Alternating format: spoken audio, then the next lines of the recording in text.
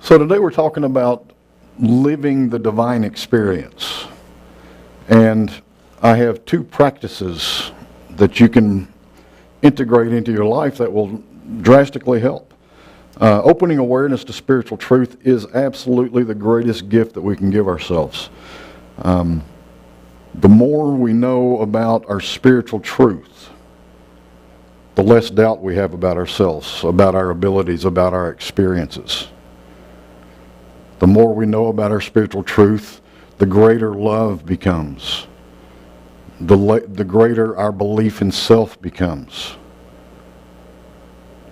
And the weaker fear and anger, disbelief become. Nearly every week we talk about our thoughts and how they direct our experience. Well, imagine for just a moment, when your thoughts are aligned with truth, when your thoughts are aligned with the realization that you are a perfect, beautiful, absolutely incredible expression of God. Imagine your life experience, if your thoughts are aligned with that, instead of aligned with the illusions that this world presents us. There's a lot of crazy stuff happening these days. And if we get our thoughts trained on that, our experience is going to be more anxious. It's going to be more worrisome. It's going to be more fearful. We can't help it. What we focus on dictates what we experience. I challenge you to set aside an hour and test this theory. For 30 minutes, turn on the news. Watch the stories that you see on that. Believe for a few minutes that that is absolute truth, and see where your feelings go.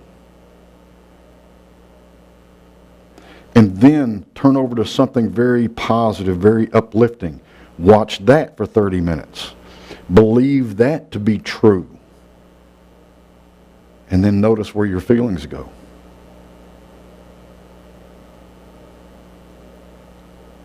Your thoughts about whatever you're watching, about whatever you're focused on, dictate your experience. Now, while we're sitting here, while we're talking about thoughts, if you ever wonder what you're thinking, simply ask yourself, what am I thinking now? If that doesn't work, ask yourself this, what am I feeling now?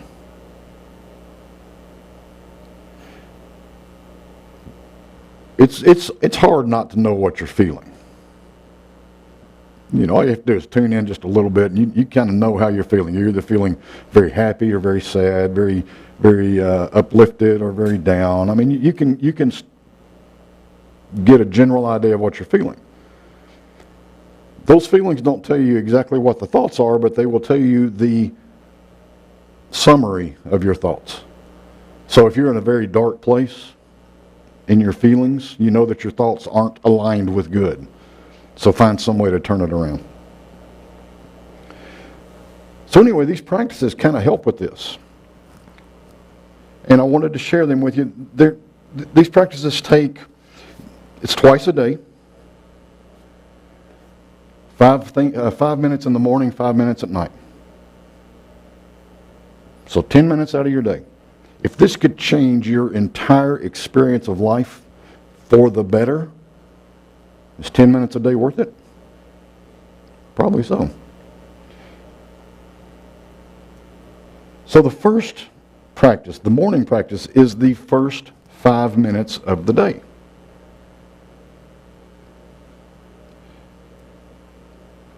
I found a quote, and then I could not figure out who said it, so I'm going to give credit to whoever it is. Please, if anybody knows, let me know and we'll give them proper credit. But this first statement is not mine. I'm copying it. All the great spiritual traditions have known this, talking about this first 5 minutes of the day.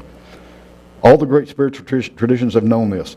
The Christian monastics remain silent until after their first chant of morning prayer. Muslims begin their day with petitions of humility and thanks.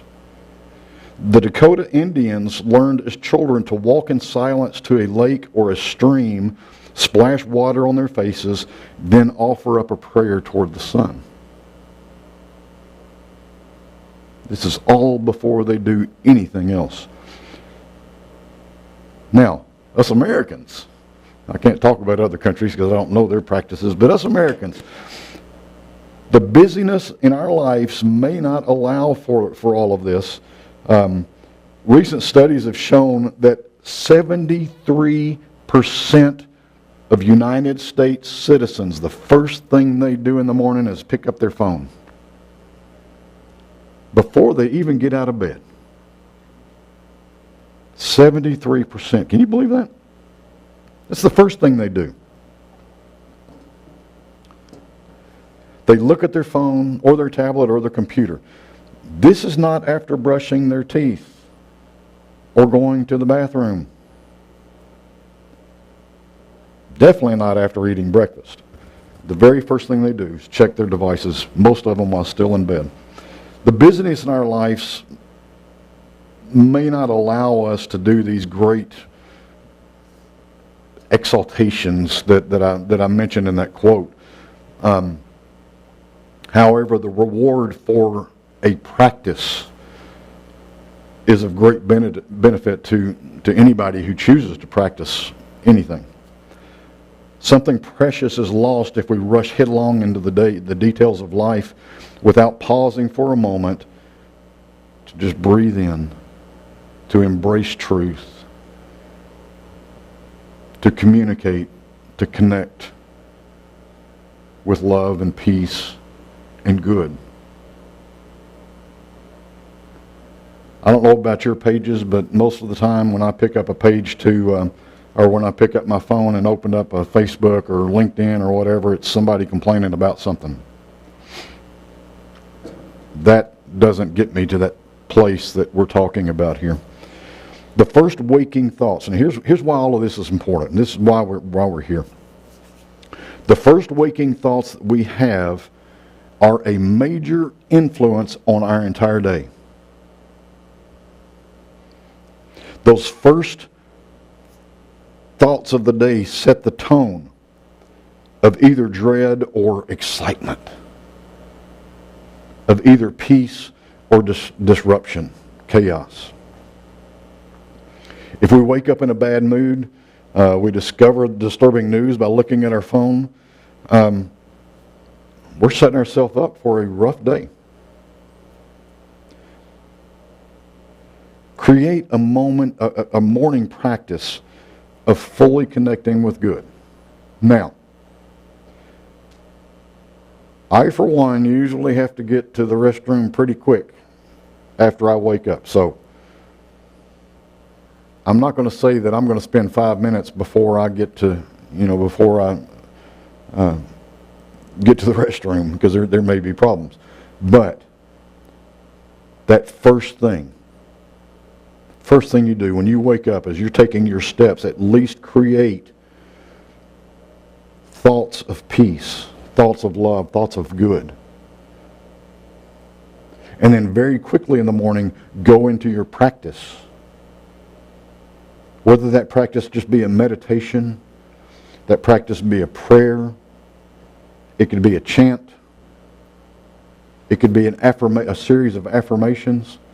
Whatever serves your well-being, you'll know, because you will feel yourself uplifted. Start that, create that. Find a practice that centers you into truth. In doing this, you become the creator of your experience. How awesome would that be? You create the experience that you want to have. This isn't about, oh, here's my to-do list today. That's not what I'm talking about, your first thoughts of the day. I'm not talking about thinking about the busyness and, well, how am I going to get this done, how am I going to get this done, because all that does is creates more chaos. What I'm talking about is you create a feeling of love, a feeling of order, a feeling of peace, a feeling of whatever it is that centers you. And you let that be the standard for your day. Then you're creating the experience of your day, and no matter what happens, you will still experience that. Now, this doesn't negate the to-do list. You might still have this big, long to-do list, and something might happen that blows that out of the water. But if you've set a standard for this is my experience, you'll be able to look at the list and say, oh, wow, I can get that done tomorrow. Right now, I'm good. Right now, I'm still loving. Right now, I'm not feeling chaotic. I'm feeling at peace. So set your first 5 minutes of the day. Set it as your priority. And then take time to experience what centers you and centers your day. You've built a foundation that supports your well-being. Now, most people, even those who do not look at their phones first thing, do not give much thought to the day. They just allow things to keep going, just go in it. They just dive headlong into the day. And when we do that, we create victims of ourselves. Do not be a victim. You're not a victim. You're an expression of God. God creates. Therefore, you are a creator. So create the day, the experience that you desire. Don't just dive into it. So take the first 5 minutes of your day and just be grateful for the amazing experience that this day brings. Hold gratitude for God within you. Visualize the power, presence, and wisdom of God within you. And visualize that power, presence, and wisdom of God serving you throughout your day. It can't help but do it. Visualize the day that you desire. And again, I'm not talking necessarily about the activities. I'm talking about the experience that you desire. Because if you have a loving experience, it really doesn't matter what's going on around you as long as the experience that you are having is of love. Doesn't matter whether you've got your puppy dogs there that are giving you love, or your partner there giving you love, or a family member or friend there giving you love, or just the experience of love because you just have a loving attitude. Does not matter what brings that to you as long as that is your experience, and that's the experience that you set in motion in that first 5 minutes of the day. The first 5 minutes are aligning with God. They're aligning with your highest good. And in doing this, you're just setting a tone. Negative stuff will still happen in this world around you.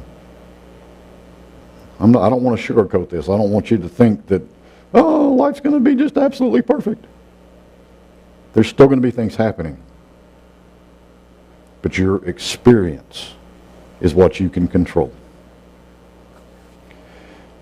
So that's the first 5 minutes of the day. So you've done that. You've set this whole day. Everything's good. Your experience stays good.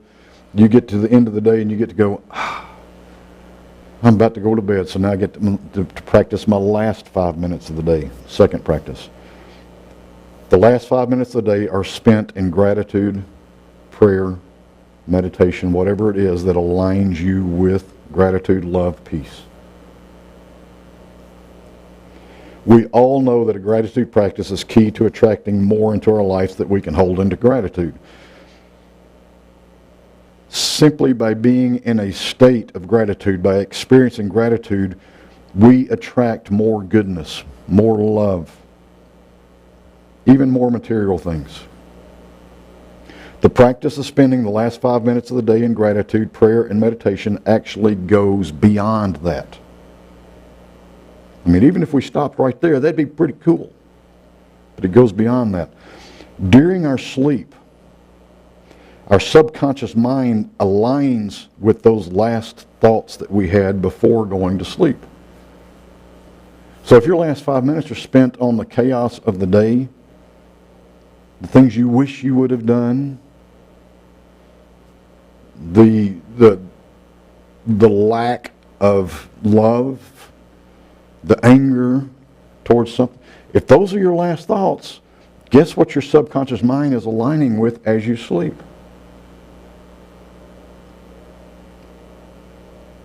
Your sleep is not going to be as peaceful.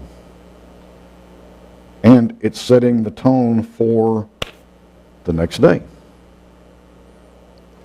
Just imagine what your subconscious mind aligns with when your last thoughts are on fear, busyness, worry, and anger. We do have a choice. We can choose to let those last 5 minutes be on all the bad stuff of the day.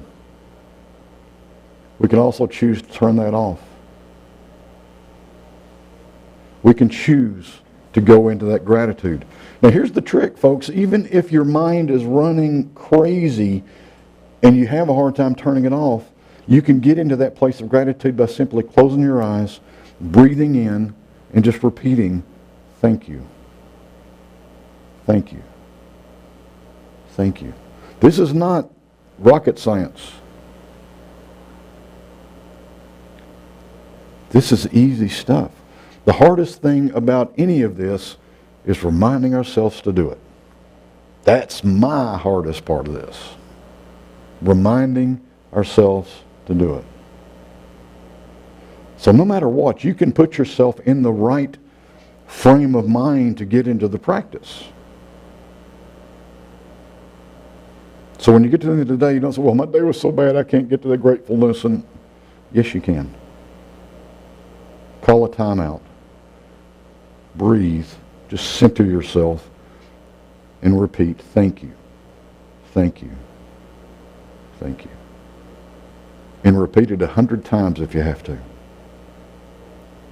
You are putting yourself in that state of gratitude. And even if you don't start making a list of what you're grateful for, you're in the experience of gratitude. And that's what you align with when you sleep.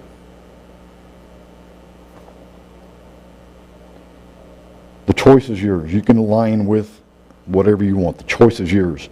But whatever you choose to align with is what is infused into that subconscious mind. You create your own experience.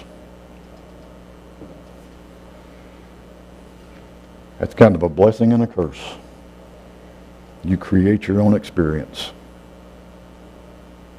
If you're in a situation where things are not good, it kind of feels like a curse, because I created it. If you're in a really good place, it's a blessing because you created it. So just know that. Let's close today with prayer. We are grateful for this experience we call life. Each moment of each day offers opportunity to awaken further awareness of our inseparable relationship with Spirit, with Christ consciousness, with God eternal. Each experience invites us closer to pure enlightenment and deeper understanding of our inseparable unity with God in all things. As we continue awakening more deeply to our undeniable truth, our unlimited ability, and our complete self, we ask to be guided in serving all of life wholly and mindfully. We choose to no longer live the fear-based existence, and we rise up in love and peace that are our true power. We effect positive change on this world through our love and our kindness for all. We recognize our oneness with God, our unity with all things. We honor the divine in each person we meet. We honor God in every moment of this life. Knowing that God is all things, knowing there is no separation, we express our complete and perfect gratitude for this truth. In expressing our gratitude, we express our truth. As we express our truth, we allow truth to elevate and expand within us and from us. In sharing love and peace, we create more and deeper love and peace. We know all this and even more to be true. And so it is. Amen.